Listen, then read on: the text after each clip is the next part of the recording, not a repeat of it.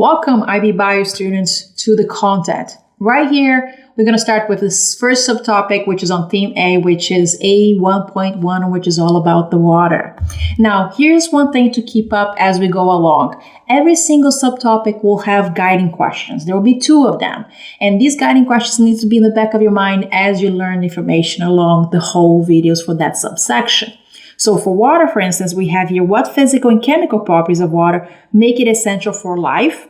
What are the challenges and opportunities of water as a habitat? So keep those 2 questions in mind as we go along. Also, another thing that you will find in every part of the subsections is statements. And right under the statements, you will have some paragraph explaining some things that IB want from you, maybe an example that they want you to know, or the things that you don't need to know in more in details. So keep it posted. When these videos, you can look at them more in details to make sure you know them. So in this video, we're going to focus on 2 statements: the water as a medium of life and hydrogen bond as a consequence of polar covalent bonds within water molecules. So we're going to look at these 2 statements and get a little bit more details on them. So what exactly by the end of this video, what you're going to get? You're going to learn more about why water is so important. We're going to understand what electronegativity is and how that leads to water being charged.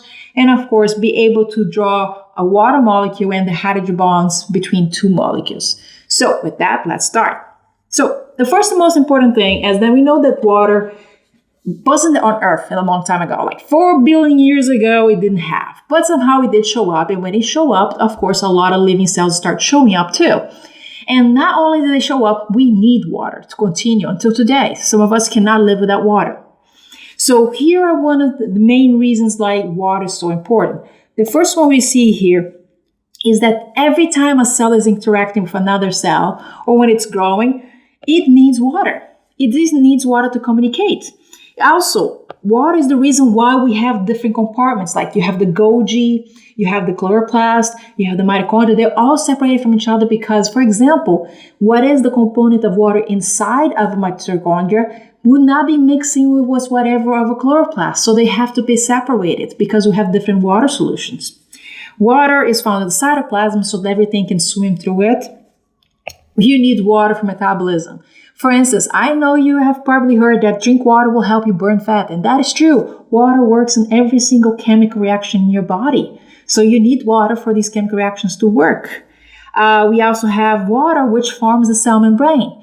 You will learn more about this once you get to membranes. But again, without water, you cannot make a cell membrane because the phospholipids move in force of that water pushing them to form that cell. Continuing. And of course, we can never forget water right here. It is found in your blood. Don't think your blood takes all the nutrients around. No, it actually needs, in a sense, water in order to get all these molecules, vitamins, hormones, all dissolved in water and be transported through the blood. So water is very important, and you can see the list of the reasons why we need water. Now here is a particle of oxygen. Now when you're going to draw an oxygen with the hydrogens, the water basically in a test, remember that you have to draw this. You're going to have, first of all, an oxygen. And then you're going to have to put a solid line that connects with a hydrogen and another solid line that connects with another hydrogen because we know that water is made of H2O. Now, this is a solid example of what it looks the structure of water. Is this enough? No, because you still have to show other things like, for example, the charges that you have to put on oxygens and hydrogens. So let's talk about that charge.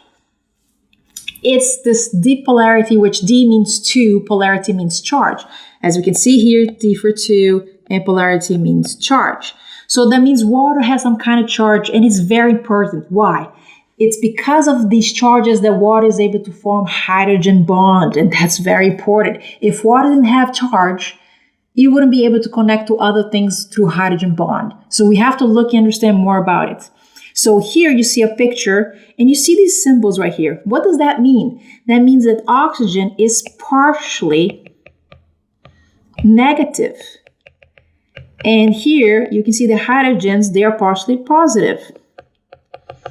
And that's for every single water molecule. Now you might say, how? Why is oxygen partially negative and why is hydrogen partially positive?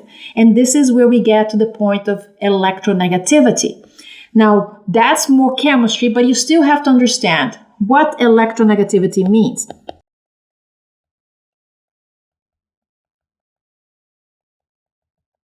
So this means is how crazy are you for an electron? Yes. How crazy. That means the affinity towards an electron. Now we know that electron is negative, right?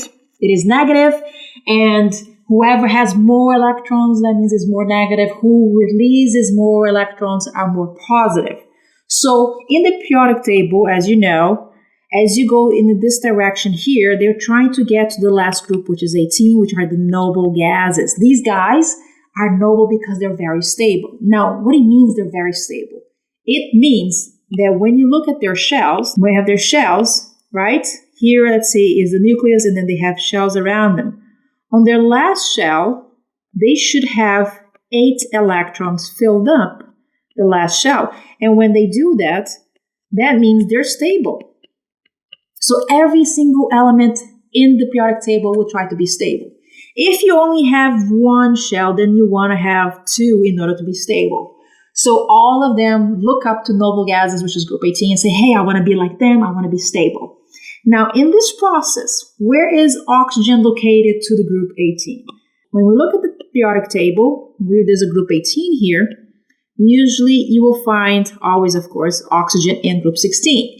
What does that mean? That means oxygen, if we just look at the last shell of the oxygen, it has 6 valence electrons. That means he's needing more 2. He needs 2 to get there. So he's basically saying, I am crazy. I want those 2 electrons so I can get stable. He's crazy. Hydrogen, when it is group 1, obviously he will have only 1 electron. Now he only needs 1 more to be an electron, right? To get the full shell, 2 electrons in that shell. So here's the thing.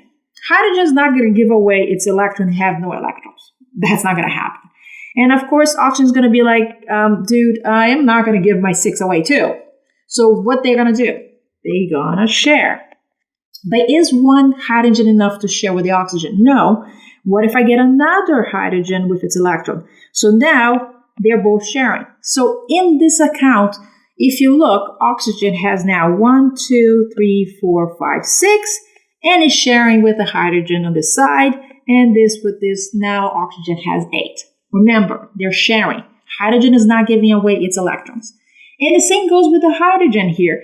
If you look at the hydrogen, it has this one, and it's sharing the one with the oxygen. So is this one. So voila, both of them fulfilled what they wanted, but through sharing.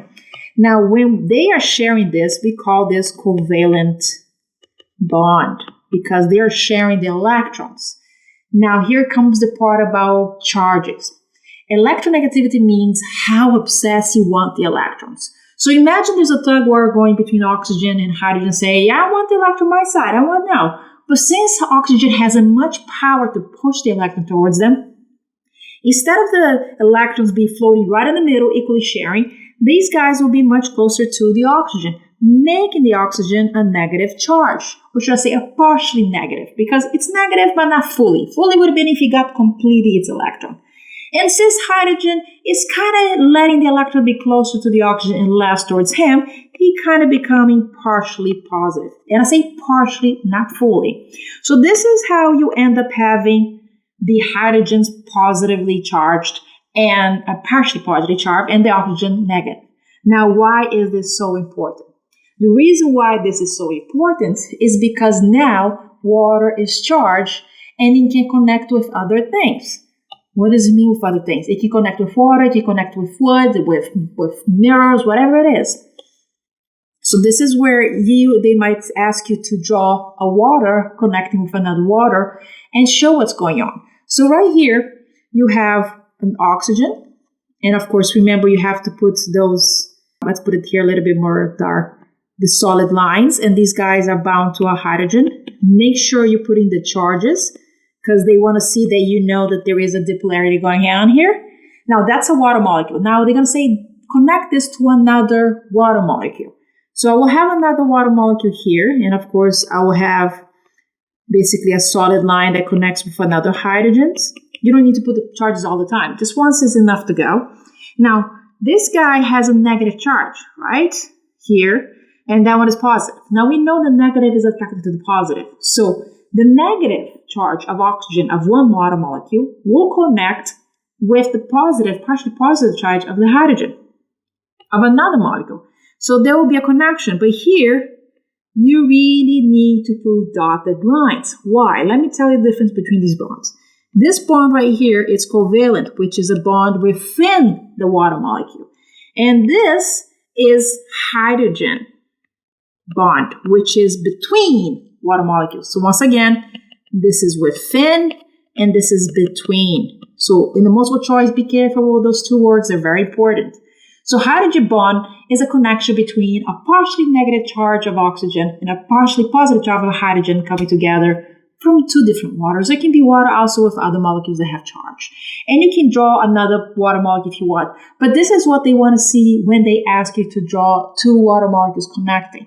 Make sure that in this drawing, you are mentioned the bonds, you are mentioned the charges, and obviously you are mentioned the oxygen and hydrogens and the drawings. Remember, hydrogen bonds have to be dashes, while the covalent bond has to be a solid line. That's how you get your points. So with that, this is the video. We've learned more about why water is important. We understand now what the electronegativity is. And of course, we were able to draw the water molecules and the hydrogen bonds and so forth.